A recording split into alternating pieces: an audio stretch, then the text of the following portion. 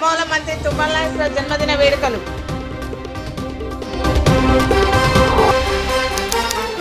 కేటీఆర్ పై మండిపడ్డ MLA రాగమై.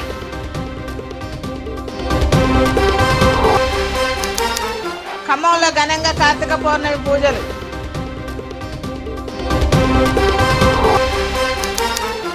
పాల్వంచల అక్రమ ఇసుక రవాణా.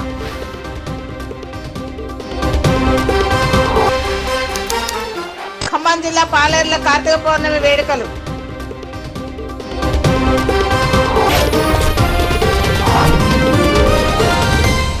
ఖమ్మం జిల్లా నేలకొండపల్లి మండలం రాజేశ్వరపురంలో కార్తీక పౌర్ణమి సందర్భంగా ఆంధ్రప్రదేశ్, తెలంగాణ రెండు రాష్ట్రాల మహిళలకు కబడ్డీ పోటీలు నిర్వహించారు. గ్రామంలో కార్తీక పౌర్ణమి వేడుకల్లో భాగంగా గత 20 సంవత్సరాలుగా గ్రామ పెద్దలు క్రీడా కార్యక్రమాలు ఏర్పాటు చేస్తున్నారు.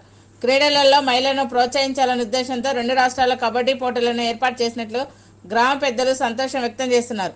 ఈ ఆటల పోటీల్లో రెండు రాష్ట్రాల్లో అనేక మంది క్రీడాకారులు పాల్గొన్నారు. మహిళా కబడ్డీ పోటీలు చూసుటకు చుట్టుపక్కల గ్రామాల నుండి అధిక సంఖ్యలో ప్రజలు వచ్చారు. గెలుపొందిన క్రీడాకారులకు బహుమతులు అందజేశారు.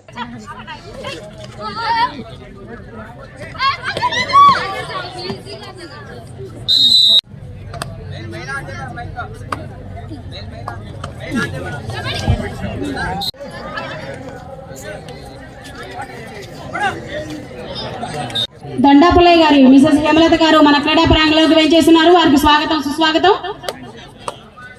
దండా నవీన్ గారు కూడా క్రీడా ప్రాంగణంలోకి వచ్చి ఉన్నారు. వారికి సాదరంగా స్వాగతం పలుకుతున్నాం సార్.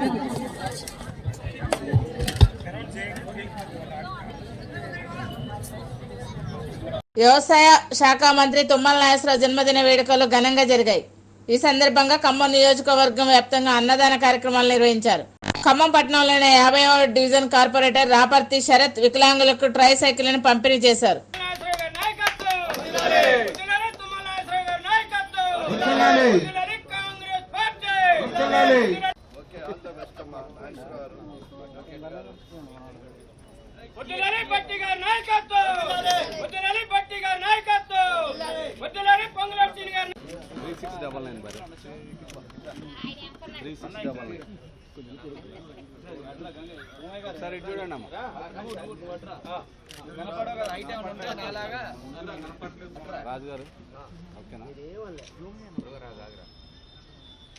పది మందికి మన ఖమ్మం జిల్లాలోనే మన ఖమ్మాన్ని సస్యశ్యామలం చేయాలని మనందరం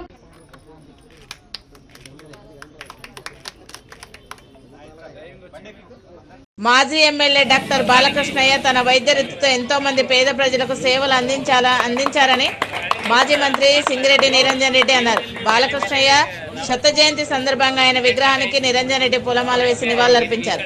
వనపర్తిలో అనేక అభివృద్ధి పనులు చేసి ప్రజల మనసులో స్థిరస్థాయిగా నిలిచిపోయారని కొనియాడారు.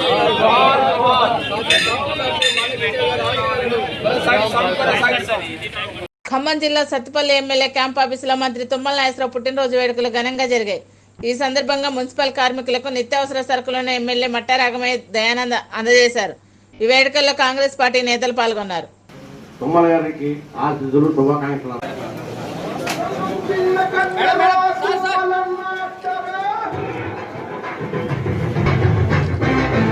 వికారాబాద్ జిల్లా లగచర్ల గ్రామంలో కలెక్టర్పై బీఆర్ఎస్ నాయకులు కార్యకర్తలపై దాడి చేయడాన్ని సత్తుపల్లి ఎమ్మెల్యే రాగమయ్య దయానంద్ ఖండించారు.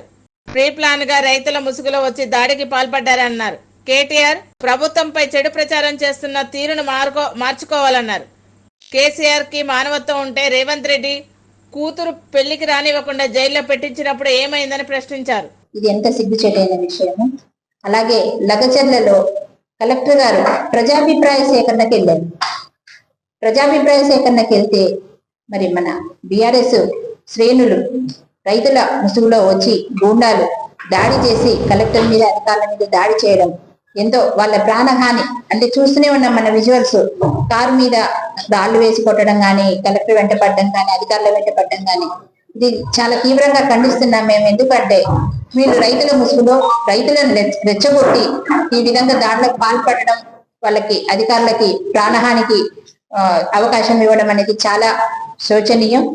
ఎందుకంటే మనం గత 10 సంవత్సరాలు చూసాం, ప్రజలందరూ చూశారు ఎవరి పాలన ఎలాంటిది అనేది. మరి మానవత్వం గురించి మాట్లాడుతున్నారు, ఇవాళ రైతుల గురించి ఏదో ప్రేమ ఉన్నట్టు మాట్లాడుతున్నారు. మరి ఈ ప్రేమ అప్పుడు ఎక్కడ పోయిందండి? ఖమ్మంలో మిర్చి ధర పెంచాలని రైతులు మన శాంతియుతంగా ధర్నా చేస్తుంటే వాళ్ళకి సంఖ్యలు వేసి అక్రమంగా అరెస్ట్ చేసి జైల్లో పెట్టారు. అప్పుడేమైంది మీది? అలాగే మరి మల్లన్న సాగరు, మరి మన కాళేశ్వరం ప్రాజెక్టు, వీటన్నిటికీ కూడా అడ్డగోలుగా రైతులని బలవంతంగా అక్రమ అరెస్టులు చేసి మరి వాళ్ళ నుంచి బలవంతంగా భూములు గుంజుకున్నారు. చాలా మందికి ఇంకా వాళ్ళకి తగిన పరిహారం కూడా అందించలేదు. అలాంటి మీరు ఇప్పుడు ప్రజలకి కాంగ్రెస్ అభివృద్ధి పనులు చేస్తూ ఉంటే ఎక్కడ మంచి పేరు వచ్చేస్తుందో కాంగ్రెస్ అనేసి అబద్ధ ప్రచారాలు, విష ప్రచారాలు చేస్తున్నారు. ఇవాళ ప్రజలందరూ కూడా అబ్జర్వ్ చేస్తానే ఉన్నారు. ఇప్పటికే మీకు ఆల్రెడీ మీ బుద్ధి గమనించి, మీ అవినీతిని గమనించి మరి మిమ్మల్ని ఇంట్లో కూర్చోబెట్టారు. అయినా కూడా మీరు ఇంకా తీరు మార్చుకోవట్లేదు. ఈ విష ప్రచారం అనేది ఆపట్లేదు. కాంగ్రెస్ ప్రభుత్వం పథకాలన్నీ అమలు చేస్తూ ఉన్నా కూడా దాంట్లో ఏదో లొసుకుంటూ వెతికి లేనిపోనివన్నీ అభాండాలు వేసి ప్రజల్లోకి చెడుగా తీసుకెళ్తున్నారు. మీరు ఇంకనైనా తీరు మార్చుకోవాలి. ఎందుకంటే మీ అందరికీ తెలుసు, నేను ఒక మహిళగా అనకూడదు కానీ మీ సిస్టర్ కూడా మొన్నటిదాకా మరి జైల్లో ఉండొచ్చారు. దేనికో ఏం స్కాములు చేసో మీకు కూడా తెలుసు. అట్లాంటి మీరు ఇవాళ మా కాంగ్రెస్ ప్రభుత్వాన్ని దుయ్యబడుతున్నారు. మరి మీ దగ్గర నిజంగా ఉంటే, రుజువులు ఉంటే చూపించాలి. అంతేగాని మీడియాలో చెప్పడము, అవాకులు చెవాకులు పేలడము, రైతుల మీద ప్రేమ ఉన్నట్టు తల్లిపొల్లి కబుర్లు చెప్పి మొసలి కన్నీరు కార్చడము, ఇవన్నీ తగవు. మరి అలాగే ఇక చూసుకుంటే మానవత్వం అని పద్దాకలా అంటున్నారు. మరి మీ మానవత్వం ఏమైపోయిందండి? రేవంత్ రెడ్డి గారి కూతురి పెళ్లి ఆ టైంలో కూడా వారిని అక్రమంగా అరెస్ట్ చేసి జైల్లో పెట్టారు. కనీసం కూతురి పెళ్లికి కూడా రానియకుండా చేశారు. ఆయన సంఖ్యలతో అక్షంతలు వేయడానికి వచ్చారు. ఇది రాక్షస పాలననా మరి మా ప్రజాపాలనను మీరే తేల్చుకోవాలి. అలాగే 9 నెలల నుంచి అక్కడ మేము వాళ్ళకి మద్దతు ఇస్తున్నాం, పోరాటం చేస్తున్నాం అన్నారు. మరి ఎప్పుడు కనపడలేదే? ఇది ప్రీ ప్లాన్డ్ గా చేసింది కదా. ఇప్పుడు కలెక్టర్ గారు శాంతియుతంగా ప్రజాభిప్రాయ సేకరణకి మీటింగ్ పెట్టుకున్నారు. మరి సురేష్ అనే వ్యక్తి మీటింగ్ అక్కడ కాదు అని మీటింగ్ ప్లేస్ మార్చి, ఒక కుట్రపూరితంగా ఆయన వేరే ప్లేస్ మార్చి అక్కడ తిరగబడ్డం కానీ మరి ప్రజలను రెచ్చగొట్టడం కానీ జరిగింది. అందులో దాడి చేసిన వాళ్ళలో ఎంతమంది రైతులు ఉన్నారు? యాక్చువల్ గా దాదాపు 15 మంది పైగా రైతుల వేషంలో వచ్చి అక్కడ భూములు లేని వాళ్ళు వచ్చి కలెక్టర్ గారి మీద దాడి చేయడం జరిగింది. కేటీఆర్ గారు పబ్లిక్ గానే చెప్పారుగా, అవును సురేష్ మా కార్యకర్త, నాతో ఫోన్ లో మాట్లాడితే తప్పేంటి, నన్ను వచ్చి కలిస్తే తప్పేంటి అని. అంటే ఈ కుట్ర వెనుక ఆయన హస్తం ఉందా లేదా? ఖచ్చితంగా ఉంది. అట్లాగే పట్నం నరేందర్ రెడ్డి గారు కానీ వీళ్ళందరూ కూడా ఎక్స్ ఎమ్మెల్యే వాళ్ళందరూ కూడా అందరి కుట్ర ఉందండి ఇందులో. వాళ్ళు పోలీసులకు ఒక స్టేట్మెంట్ ఇచ్చి మళ్ళీ ఇప్పుడు మాట మారుస్తున్నారు. ప్రజలందరూ అంత తెలివి తక్కువ వాళ్ళు కాదు. వాళ్ళందరూ కూడా నిజాలను గమనిస్తున్నారు. ఖచ్చితంగా మీకు తగిన సమయంలో ఇంకా ఇప్పుడు వేసినది కాకుండా పూర్తిగా టిఆర్ఎస్ ని భూస్థాపితం చేస్తారు. కనుక మీరందరూ కూడా అలాగే గౌరవ ముఖ్యమంత్రి వర్యులని మీరు చాలా అసభ్య పదజాలంతో దూషిస్తున్నారు. ఇది ఎంత మాత్రమో తగదు. తర్వాత మళ్ళీ మమ్మల్ని మీరు రేవంత్ రెడ్డి గారిని మమ్మల్ని మీరు భాష మార్చుకోండి అంటున్నారు. ఈ భాషా సంస్కృతి అనేది ఎక్కడి నుంచి వచ్చిందో మీరే ఒకసారి అబ్జర్వ్ చేసుకోవాలి. కేసీఆర్ గారు ఎట్లా మాట్లాడేవాళ్ళండి? ఎవరైనా ఎదురు ప్రశ్నిస్తే మీడియా వాళ్ళని కానీ అధికారులను కానీ ప్రజలను కానీ ఎంత అసభ్యంగా తిట్టేవాళ్ళు. వాళ్ళని ఎవరిని నోరెత్తనిచ్చేవాళ్ళు కాదు. అక్రమ అరెస్టులు చేసేవాళ్ళు. ఎస్సీల మీద ఎస్సీ ఎస్టీ అట్రాసిటీ కేసు పెట్టేవాళ్ళు. అలాంటి రాక్షస పాలన, దొరల పాలన నుంచి ప్రజలు విసిగిపోయి ఇవాళ ప్రజాపాలనని ఎన్నుకుంటే కాంగ్రెస్ ప్రభుత్వంలో చేసిన సంక్షేమ పథకాలు మీకు కంటకంపుగా ఉన్నాయి. ప్రజలకు మేలు చేయడం మీకు ఇష్టం లేదు. అందుకని ఏదో ఒకటి అడ్డుపుల్లలు వేయడము, అసత్య ప్రచారాలు చేయడము ఈ మధ్య చాలా ఎక్కువైనాయి. ప్రతి దానికి కూడా మీరు విష ప్రచారం చేస్తున్నారు. ఇకనైనా మీరు తీరు మార్చుకోకపోతే మా కాంగ్రెస్ శ్రేణులు ఊరుకోవండి. మీకు తగిన బుద్ధి చెప్తామని మేము మీడియా ముఖంగా మీకు హెచ్చరిస్తూ ఇంకొకసారి ఇలాంటివి చేయొద్దని మనవి చేసుకుంటున్నాం. ఖమ్మం పట్టణంలోని శివాలయాల్లో కార్తీక పౌర్ణమి వేడుకలు ఘనంగా జరిగాయి. తెల్లవారుజాము నుంచే భక్తులతో ఆలయాలు కిటకిటలాడు. తమ కుటుంబాన్ని తమ పసుపు కుంకుమలో చల్లగా చూడాలని భక్తులు 360 ఒత్తులతో దీపాలను వెలిగించారు. ఖమ్మంలో ప్రసిద్ధి చెందిన గుంటు మల్లేశ్వర ఆలయంలో భక్తులతో సందడి నెలకొంది. భక్తులకు ఎటువంటి ఇబ్బందులు కలగకుండా ఆలయ అధికారులు భారీ ఏర్పాట్లు చేశారు.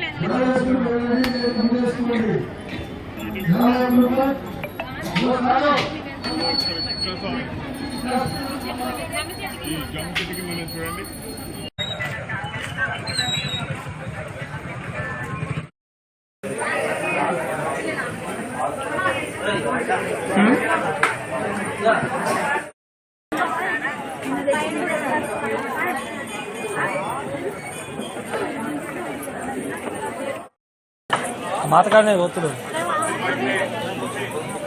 తెలియచ్చు మాట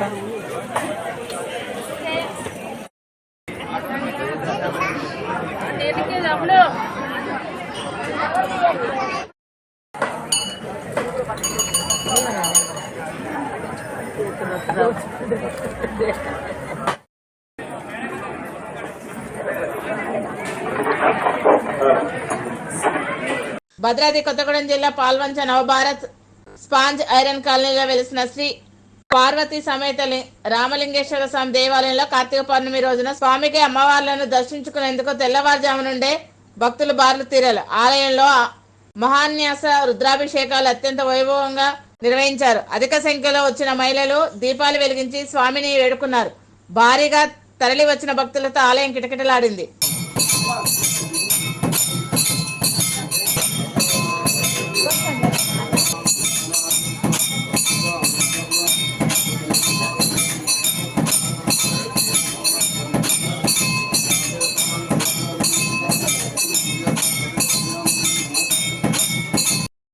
భద్రాద్రి కొత్తగూడెం జిల్లా పాల్వంచల అక్రమ ఇసుక దందా రాత్రి పగలు తేడా లేకుండా యాదేచ్ఛగా కొనసాగుతుంది.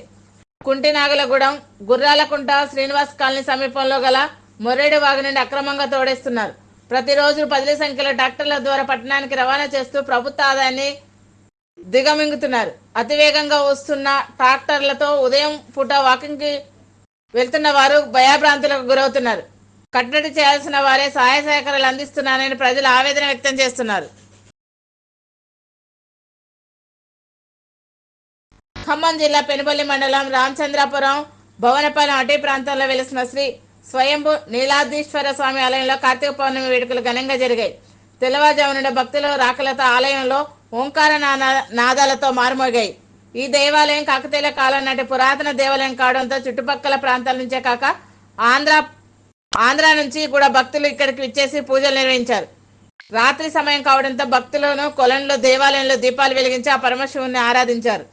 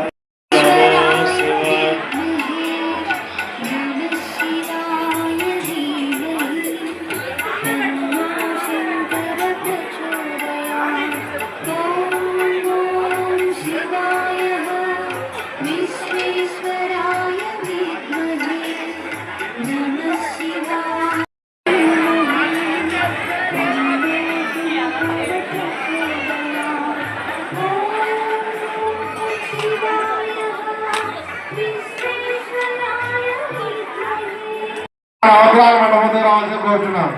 కల్లెక్కి ప్రసాద్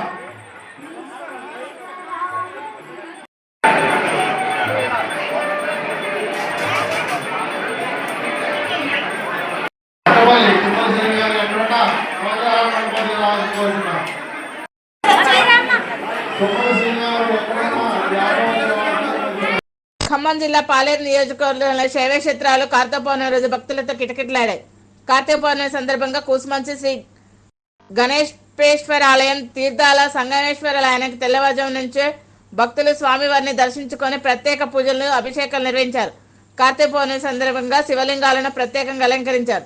తీర్థాలలోని త్రివేణి సంగమంలో స్నానమాచరించి భక్తులు త్రివేణి సంగమంలో దీపాలు వదిలి అనంతరం ఆలయంలో దీపాలు వెలిగించారు. ఈశానాయ దేవాయ నమః.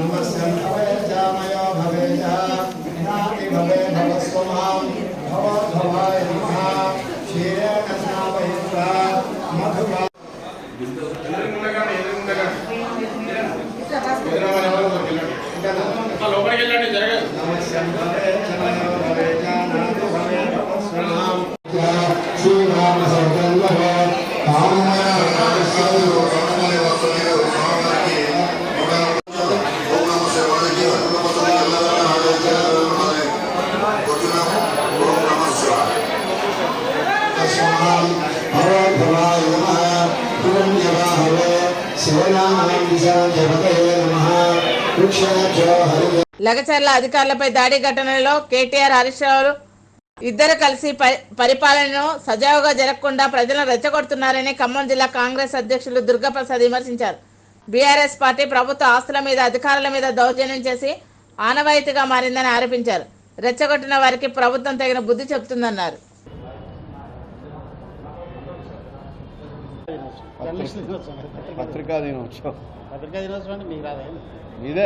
వచ్చినటువంటి పంట ఇవాళ ప్యాడీ తర్వాత కాటన్ వచ్చింది. ప్రైవేట్ వ్యక్తులకి తక్కువ రేటుకి అమ్ముకోవద్దు, ప్రతి గింజని మేమే కొంటాం, ప్రతి కాటన్ని కూడా మేమే కొంటాం అని చెప్పి రైతుకు భరోసా ఇస్తే ఆ భరోసా ఇచ్చినటువంటి దాని మీద రైతులు సంతోషంగా ఉన్నారు. ఈ మధ్యకాలంలో నష్టం జరిగితే దాన్ని సెలవులు పలువులు చేసి మరి ప్రభుత్వం ఆనాడు సంచులు లేక బేళ్లు రాలేదని చెప్పి వీళ్ళని పరిస్థితుల్లో ఉన్నాం అని చెప్పి రోడ్ల మీద పడేసి బేళ్లు ఆగమాగం చేసిన మరి ఈనాడు రైతులందరూ కూడా ప్రభుత్వం ఇచ్చిన హామీలు అమలు చేయకుండా నిర్లక్ష్యం చేస్తుందని సిపిఐఎంఎల్ మాస్ లైన్ ప్రజాపంద పార్టీ కార్యదర్శి పోటు రంగారావు అన్నారు. కేంద్ర రాష్ట్ర ప్రభుత్వాలు ఫార్మా కార్పొరేట్ సంస్థలకు ఏజెంట్లుగా పనిచేస్తున్నాయని విమర్శించారు. అభివృద్ధి చేయకుండా మాటలతో మభ్యపెడుతున్నారని మండిపడ్డారు. మిత్రులారా, మా పార్టీ రాష్ట్ర కమిటీ సమావేశాలు 14, 15, 16 తేదీల్లో 3 రోజుల నుంచి జరుగుతున్నాయి. ఇక్కడ ఈ 3 రోజుల్లో పార్టీ అంతర్గత విషయాలు, అదేవిధంగా దేశ అంతర్జాతీయ పరిణామాల గురించి మా రాష్ట్ర కమిటీ చర్చించింది. అదేవిధంగా అనేక ప్రజా సమస్యల మీద కూడా కొన్ని కార్యక్రమాలు తీసుకోవడం జరిగింది. వాటిని వివరించడానికి ఈరోజు మిమ్మల్ని అందరినీ ఆహ్వానించాం. వచ్చిన మీ అందరికీ అభినందనలు తెలియజేస్తా ఉన్నాం. సరే, రాశి నిర్ణయాలన్నీ వివరించాం. కానీ ఈరోజు రాష్ట్రంలో కొత్తగా వచ్చిన ప్రభుత్వం సంవత్సరం అయింది. ఈ డిసెంబర్ తోటి సంవత్సర కాలం పూర్తి అయింది. కానీ 100 రోజుల్లో హామీలు అమలు పరుస్తామని చెప్పి 6 హామీలకు తోడుగా మరో 7వ హామీ ప్రజాస్వామ్యం అనేటువంటిది గ్యారెంటీ ఇచ్చింది. ఈ 6 హామీల్ని అమలు చేయడంలో తాత్సారం జరుగుతూ ఉంది, నిర్లక్ష్యం జరుగుతుంది. 1, 2 హామీలు ఉచిత బస్సు, అదేవిధంగా ఉచిత విద్యుత్తు, గ్యాసు సిలిండర్కు సంబంధించినటువంటిది హామీల్ని అమలు జరిపింది తప్ప వ్యవసాయ కార్మికులకు ఇస్తున్నటువంటి 12,000 కానీ, అదేవిధంగా ప్రతి మహిళకి ఇస్తున్న 2,500 రూపాయలు కానీ, చదువుకోవడానికి విద్యార్థులకి ఇస్తున్నటువంటి ఫీజు కానీ, వీటన్నిటిలో అమలు చేయడానికి రాష్ట్ర ప్రభుత్వం ఇంతవరకు ఏ ప్రణాళిక సిద్ధం చేయలేదు, ఏ కార్యక్రమం తీసుకోలేదు. అట్లాగే రైతు బంధు కూడా ఇంతవరకు విడుదల చేయలేదు. రేపు మాపు అని చెప్తున్నారు తప్ప ఈ ప్రభుత్వం రాగానే డిసెంబర్ 9 పోయిన డిసెంబర్ 9 రాగానే మీకు అకౌంట్లో పడుద్దని ఎన్నికల ముందు చెప్పారు. సంవత్సర కాలమైనా రైతు బంధు ఇంతవరకు అమలు జరగలేదు. ఇదొక హామీ వైఫల్యానికి నిదర్శనం. అదేవిధంగా రైతు రుణాల రద్దు అనేటువంటిది కూడా ఒక మేరకు జరిగింది, దానికి సంతోషిస్తున్నాం, అభినందిస్తున్నాం. అంటే 22 లక్షల మందికే జరిగింది, ఇంకొక 22 లక్షల మందికి రుణమాఫీ జరగాలి. ఆ రుణమాఫీ జరగడానికి రేపు మాపు అంటున్నారు, చాలా వాయిదాలు పెడుతున్నటువంటి పరిస్థితి ఉన్నది. ఎలాంటి శశబిషలు లేకుండా 2 లక్షల రుణమాఫీని అమలు చేయాలి. వెంటనే మిగతా ఏదైతే 31,000 కోట్లు ఖర్చు అయిద్దని రాష్ట్ర ప్రభుత్వం చెప్పిందో ఆ 31,000 కోట్లు మిగతా కేటాయించి ఆ రుణమాఫీ చేయాల్సినటువంటి అవసరం ఉంది అనేటువంటిది మేము భావిస్తా ఉన్నాం. అట్లాగే ముఖ్యంగా ఉచిత విద్యుత్తు, ఉచిత సిలిండర్లు ఇచ్చే దాంట్లో గ్రామాల్లో చాలామందికి అమలు జరగట్లేదు. చాలామందికి టెక్నికల్ సమస్యల కారణం పెట్టి అమలు జరపటం లేదు. కాబట్టి ఇదో పెద్ద సమస్యగా అనేక గ్రామాల్లో ఉంది. దీని మీద కూడా మేము ఒక ఆందోళన కార్యక్రమం తీసుకుందామని చెప్పి నిర్ణయించినాం. ప్రభుత్వం ప్రతి ఇంటికి, అదేవిధంగా ఈ గ్యాస్ సిలిండర్ ఎవరికి ఇస్తున్నాడో ప్రతి ఒక్క అర్హత ఉన్న ప్రతి ఒక్కళ్ళకి ఇవ్వాలా. అట్లాగే ఇందిరమ్మ ఇండ్లు కూడా సంవత్సరం అయిన తర్వాత రేపు మాపు అంటున్నారు, ఇమ్మీడియట్గా అన్నీ శాంక్షన్ చేయాలనేటువంటిది మేము డిమాండ్ చేస్తాం. మరో ముఖ్యమైనటువంటి విషయం ఏంటంటే ఇలా స్త్రీలకి ఉచిత బస్సు అమలు జరుపుతున్నారు. Please like, share and subscribe Sneha TV.